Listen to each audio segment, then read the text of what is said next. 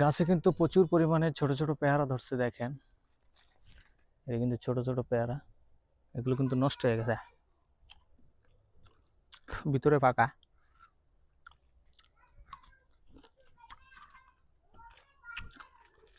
ছোট ছোট অনেক পেয়ারা ধরছে।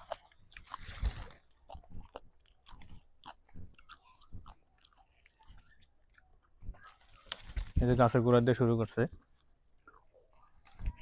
এটা পাকা পেয়ারা, এটা আবার পোকে ধরছে।